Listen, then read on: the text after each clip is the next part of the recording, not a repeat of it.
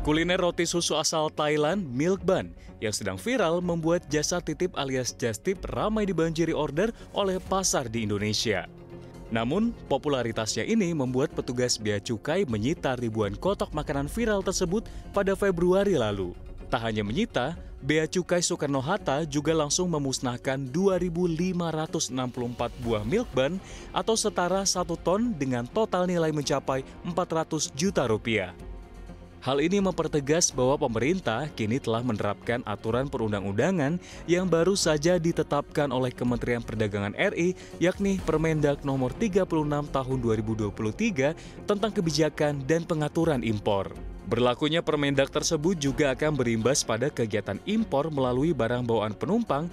Dengan begitu, jumlah komoditas barang bawaan penumpang memiliki batas maksimal saat kembali pulang ke tanah air. Aturan tersebut langsung ditanggapi beragam oleh netizen. Tak sedikit yang menyalahkan para just tippers Milk Bun yang akhirnya berimbas pada bawaan penumpang. Sementara itu, melansir penjabaran Bea Cukai melalui platform X, Bea Cukai menjelaskan ada 11 barang bawaan yang dibatasi berdasarkan Permendag Nomor 36 tersebut. Barang tersebut diantaranya pakaian jadi dan aksesoris pakaian jadi, barang tekstil jadi lainnya paling banyak 5 potong per orang. Telepon seluler, komputer genggam, dan tablet paling banyak 2 unit per orang dalam satu kedatangan dalam jangka waktu 1 tahun. Selain itu ada tas paling banyak 2 buah per orang, mainan bernilai paling banyak 1.500 US dollar per orang, elektronik paling banyak 5 unit dengan nilai paling banyak 1.500 US dollar per orang, alas kaki paling banyak 2 pasang per orang, serta barang-barang lainnya seperti beras, minuman alkohol, hewan dan produk hewan, hasil perikanan, serta plastik hilir. Akibat penerapan aturan tersebut, baik penjual jasa titipan alias just tippers dan pelanggan just tip mengaku kebingungan. Hal ini lantas berdampak pada jumlah pesanan yang menurun. Tak hanya itu, sejumlah pelaku just tip bahkan memilih untuk berhenti melakukan usahanya. Ia menyayangkan dengan aturan yang terbilang dadakan penerapannya, sehingga berdampak kepada para just tipper yang menggantungkan mata pencahariannya dari usaha ini. Teman-teman yang benar-benar hidup dari just tipper itu sudah mulai merasakan, karena biasanya kebetulan saya berdomisili di Jepang, datang ke Jepang, membeli barang yang mungkin harganya di Indonesia 3 kali lipat atau 4 kali lipat. Di sini harganya lebih murah, customer meminta kita membelanjakan dan mereka membawakan. Sekarang mulai menurun karena takut ya, just tippernya takut kena pajak dan tamunya juga takut barangnya nggak nyampe. Kalau yang kita lakukan ini kan hanya kayak makeup, tas-tas kecil, barang-barang yang di Indonesia itu harganya nggak masuk akal. Kenapa orang just tip itu lebih milih just tipper? Karena harga di Indonesia nggak masuk akal. Bayar pajak juga harga 1 tas yang di sini cuma 2 juta. Di Indonesia itu 10 atau 9 juta. Jadi gimana orang nggak beralih ke just tipper? Harusnya pemerintah berpikirnya bukan just tippernya yang dilarang menjalankan usaha ini, harusnya pajaknya. Saya sebenarnya setuju aja dibatasi atau dilarang, tapi mungkin bisa dicari jalan keluar lain dari pemerintah buat pengusaha just tipper, kita bilang ya.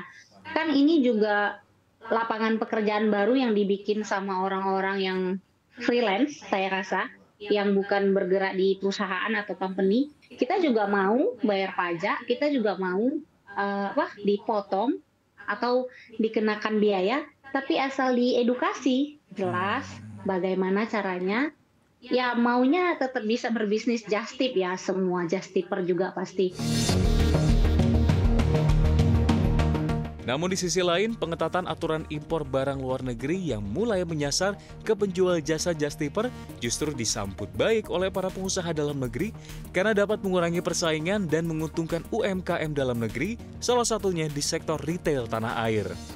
Ketua Umum Himpunan Peritel dan Penyewa Pusat Perbelanjaan Indonesia, Budi Harjo Iduansyah mengungkapkan kerugian negara yang disebabkan oleh maraknya impor ilegal, termasuk just tippers dengan jumlah besar, adalah dari selisih bea pajak dan lain sebagainya sampai 40 hingga 50%. Nah, yang kami khawatirkan memang masuknya ini yang tidak bayar pajak ini makin banyak. Kalau cuma oleh-oleh kami setuju, menurut kami juga Bea Cukai harus melakukan standarisasi pemisahan antara oleh-oleh yang memang wisatawan dan juga dengan just tipper. Paling terpenting sebenarnya just tipper ini masuk bukan hanya melalui barang bawaan, tapi juga bisa melalui kargo, udara maupun laut. Itu yang sangat besar jumlahnya. Dan itu yang kita harapkan bisa dilakukan dari Bea Cukai, pengawasan yang lebih tepat. Bahwa yang jumlahnya besar itu kan yang mematikan tadi industri kecil menengah kita. Karena just tip itu juga nggak membawa barang-barang branded. Saya suka lihat yang dibawa tuh barang-barang industri kecil menengah negara luar. Betul. Industri kecil luar malah masuk ke Indonesia kan kasihan. Kita harus pisahkan UKM dan IKM. IKM itu pabrik, pabriknya di sini. Mereka pengusaha kecil jahit baju atau celana, jualan, tapi kalah dengan luar negeri. Impor ilegal bukan hanya merugikan bagi produsen dan industri dalam negeri, tetapi juga mengancam ketahanan ekonomi negara.